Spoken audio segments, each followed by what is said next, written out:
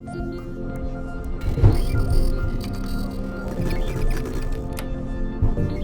I am thrilled to introduce Judy Samuelson. She is the founder and executive director of Aspen Institute's Business and Society program, which aligns executives and scholars with ways of thinking about business and business decisions, investments that are best for the long-term health of both society and the planet. And to be honest, I've been tracking Judy's work for over a decade, always moved, if not a little surprised, by her audacity as she takes pretty incisive strategic moves in order to try to actually affect change in this space, which is just so hard. So Judy, thank you so much for joining us tonight. Glad to be here. Great. So tonight's program is about a new capitalism.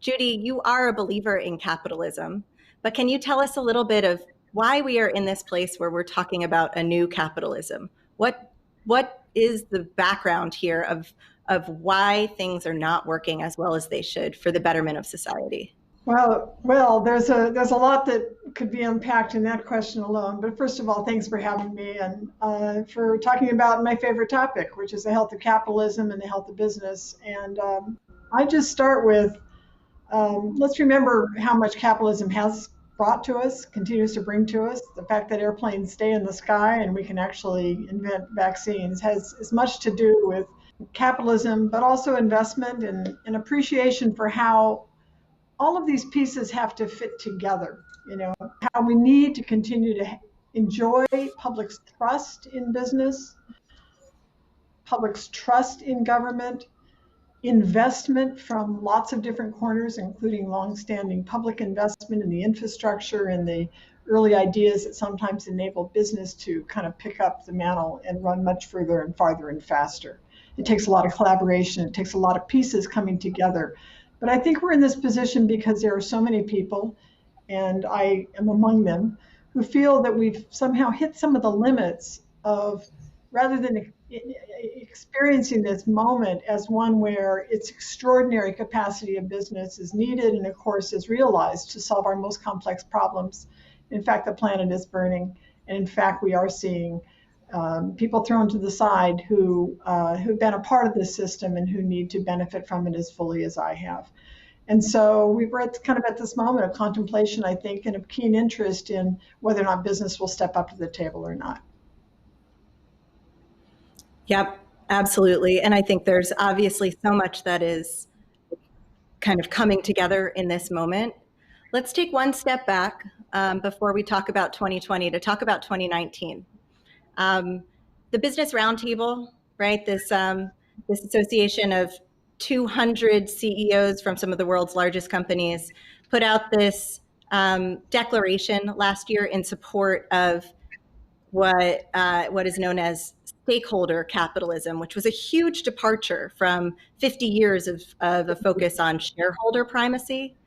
So Judy, you wrote last month about kind of an assessment of where we are, and that, I'm going to paraphrase here, but basically we can't expect that there would be drastic change in a year, in a day, right? And that it's a long-term effort. So I'd love to hear your thoughts on, how we got to a place where we actually moved away from shareholder primacy and what we can expect from CEO leadership now as we look at something as complex as stakeholder capitalism. So I think it's important to remember how much has already changed, but also what's holding us back. And if we kind of harken back to Friedman, yes, 50 was exactly 50 years ago on September 13th that he penned the essay that kind of changed the conversation. It was not the only thing that changed the conversation, and it was a complicated time. But his lack of grasp of real corporate law and his weak theory has in fact not stood the test of time. And I'm not so sure that it would ever have had the force that it did if there weren't specific ways in which kind of a scaffolding was built to reinforce the fact that the shareholders are somehow the center of the enterprise. I say weak law because the law clearly, and there are any number of legal scholars. I think about the late Lynn Stout, who was a member of our advisory board for many years and who wrote the shareholder value myth. I mean, she really explored what the law actually says, and the kind of notion that somehow the shareholder owns a corporation, it hasn't been true since probably the time of the railroads, really, but the shareholder doesn't own the corporation. The shareholder owns a share of stock, and it certainly comes with some important rights. But the shareholder doesn't own the corporation, and the corporation is a function of many important inputs. And successful companies have always operated that way. Successful companies have always understood it's always a balancing act. The idea that a company would be able to operate to a single objective function and survive much more than a week or a month without having to be hugely attuned to its supply chain, the health of its employee base, give the proper recognition and understanding of the kind of yin and yang of working well in a community that is your host. These things have always been present, and smart business leaders and long-term oriented business leaders have always taken them into account. So what's changed today is that we are seeing a new kind of leader emerge, and the problems that we're facing are they're so present in our lives, and they're so urgent that I believe that we're seeing a call to action and a new kind of voice of employee that is bringing business to account in a new kind of way. So the Business Roundtable statement last year was incredibly important. There are lots of reasons to be cynical about it, but we will not see the change that became baked in over the last 50 years happen in a very short period of time. We have to undo the scaffolding as well as attend to the mindset of business leaders and the kind of machinery of capitalism.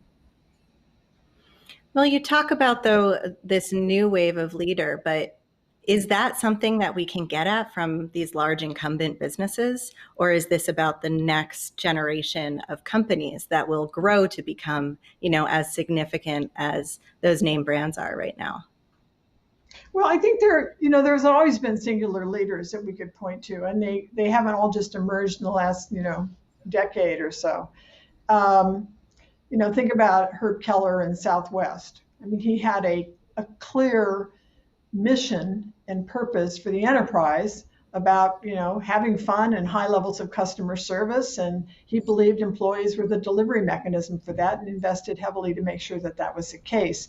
So that's not a new idea. I'd say that there is a change in terms of the kind of skill set that's needed by leaders to operate in the environment of today. And we have emerging kind of a clarity about the importance of business purpose and making sure that people are aligned to something that is larger than just the narrow success of the enterprise in terms of its financial, profits. And so there's a renewed interest in what business is really here to serve and what are the things that need to be true in order for business to contribute intensely and intentionally to the health of the planet as well as the communities in which we reside. So there's definitely a new wave happening. Yes, we talk about millennials, but it's not just millennials. The research is clear. Even boomers like me care about these things.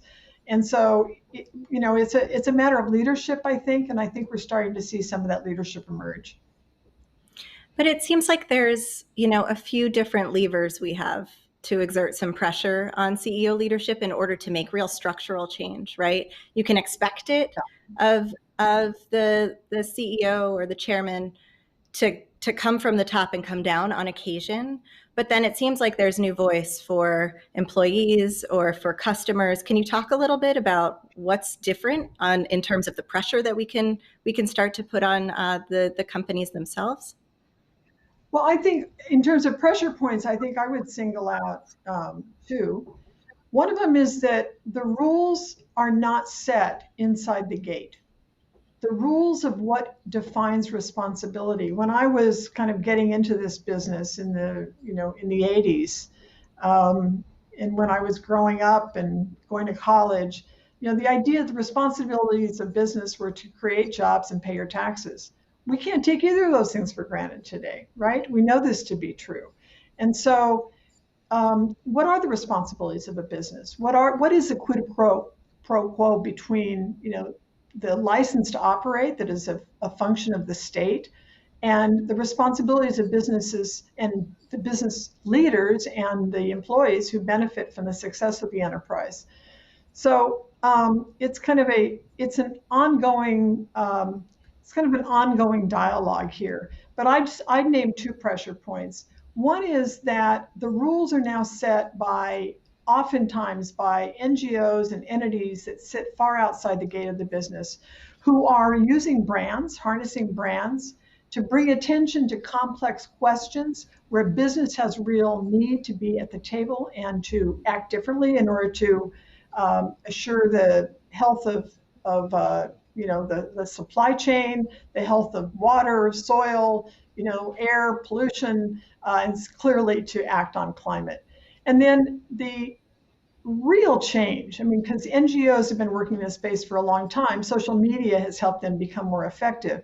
But employees are a different kind of force to be reckoned with than I think they were a decade even ago. If you think about kind of hashtag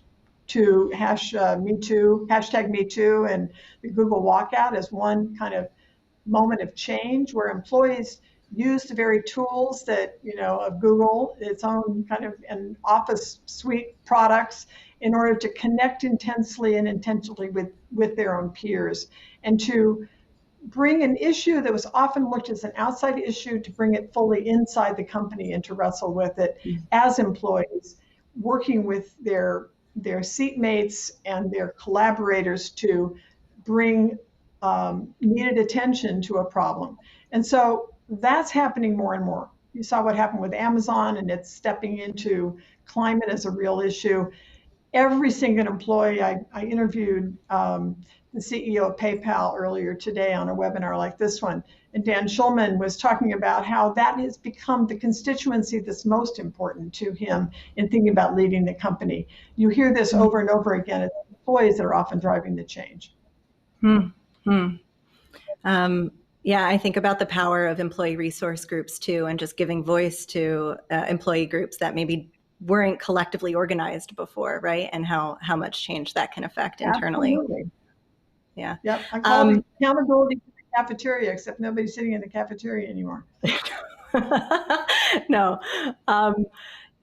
Judy, you talked about this next wave of leadership. So your program works with many MBA programs, the top MBA programs around the country, looking at what sort of skill set do we need to foster in the next generation of corporate executive that would be graduating from these programs to get them to think about the complexity of business and not solely that shareholder primacy. I think similarly, our community at company, we're looking at founders who really are looking at purpose and values as how they build. So curious at that point of intersection, what you think the traits are of that leader who's up and coming, and what can we all do to help make sure that we guide their thinking and help them hold true to that intention that they've got as they're kicking off their career or their business? So there is this notion of purpose, and a lot of the leaders you're working with and entrepreneurs think that in order to fully protect their enterprise and to be able to think across the various inputs and stakeholders and things that need to be resilient in order to support the business, that somehow they have to have a special charter or a B Corp. If there's anything I could say, is that the most important part is about really setting intentions and being clear about the decision rules that are both affecting their ability to get to honor those intentions and to assemble the kind of conversation that you need to succeed. And so we talk about choice points, and we talk about the need both in business school classrooms and in boardrooms to illuminate where the business really has agency. So if you think about it in terms of economic development and inclusiveness and building a more kind of inclusive economy, business has remarkable things that they already hold the power to do. It doesn't require government intervention or government regulation, although oftentimes that can be helpful, like raising the federal minimum wage would be a good idea, right? But businesses can raise wages on their own. They obviously set the benefits. They also can engage in profit sharing. We've seen some stunning examples. I call forth the one of Delta, where the CEO coming out of bankruptcy was required to figure out a new way of kind of a new communication, a new deal with the pilots and the flight attendants and the grounds crew and the engineers. And they created a profit sharing plan that has stood very well for Delta and has enabled them to rise from kind of the bottom to the top of the heap in terms of the airline industry. So it's a complex endeavor, it's purpose, but it's also being clear about what the choices are that can be made from the vantage point of the business. Thank you for that. I have to tell you, I got distracted by the Delta comment. I feel like, Judy, you're missing travel. You've called upon Southwest and now Delta. How can I call an airline as a good example today, right? I'm definitely. Let's talk about COVID for a minute. So COVID has accelerated some of this work in many ways because it kind of lays bare these inequities and short-termism and a lack of responsibility historically to employees at large companies, et cetera. What do you think has been the most significant changes in terms of corporate leadership in this era of COVID? And what do you think might stick even after we get through this emergency? Well, I think what we've seen is kind of a greater humanity, if you will. But maybe that was only in the first phase, and there's a story still to be told. I think a lot of us are waiting to see what's the next shoe that's going to fall. I live in New York City. Are we going to have to go back into a different kind of level of lockdown that we've enjoyed getting away from some in the latter days of summer?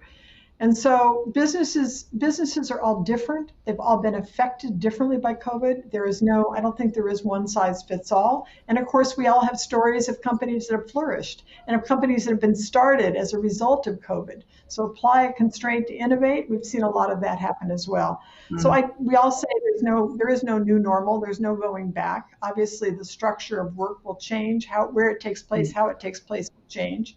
But I think that business still is beginning to speak again to the importance of real human connection. I think when Jamie Dimon, orders the trading floor to come back together, they've begun to see the limits of what we're doing right now, trying to always have conversations on screens, and the importance of being able to have real human connection in order to really build the kinds of operations and connections and sensitivity to environments that are necessary to really create new entities that can flourish and new ideas and allow them to flourish. And so, I think we're in kind of a pause mode on this, but I feel like there is kind of a certain humanity to all of this, and companies are being called to account to figure out this balancing act. Mm-hmm. There's a lot of hope in that statement there. It may be a time where we will invite companies, let's put it this way, to think back on the balancing act between what's really right for the employees versus what's right for the shareholders. And one thing that's been kind of shocking during this period of time is that the kind of share buybacks and the measures of return to shareholders has been so stunningly high in many companies at the same time that we know that employees have not done well. So I think that's kind of a reset opportunity, and we'll look to see what kind of leadership we get out of this moment. Sure. But coming back to an earlier point you made, we as employees have a lot of power right now, right? That has maybe been underestimated in the past. Absolutely. I mean, if there's one thing that I think is going to stick, it's going to be employee empowerment. I think that is, in fact, a new guide word for the next decade. Cool. Okay, one last quick question before we wrap up. Wave your magic wand, Judy. What does a new capitalism look like, and what's the first step towards getting there? Well, I have not yet to talk about my favorite topic, which is pay. We released this week a set of principles called the Modern Principles for Sensible and Effective Pay. We did it in partnership with Korn Ferry, which is a terrific partner because they spend a lot of time in boardrooms. And I think in order for a new capitalism to emerge, one of the pieces of Friedman that still has to be kind of deconstructed is why we pay executives in stock and put the shareholders back at the center of how we reward and measure the enterprise at the same time that we say we're open to a different way of thinking about the role and purpose of the corporation. And so I think that's going to continue to play out, but I think that's one important piece of this that's still ahead of us to solve for. Thank you. Judy, thank you so much for spending this evening with us. Thank you for your insightful comments here. And we are all going to be looking for your new book to come out next year called The 6 Rules of Business, Creating Real Value in a Changing World. Judy, thanks so much for your time. Thank you, Lindsay, and thanks to all of you. I enjoyed it.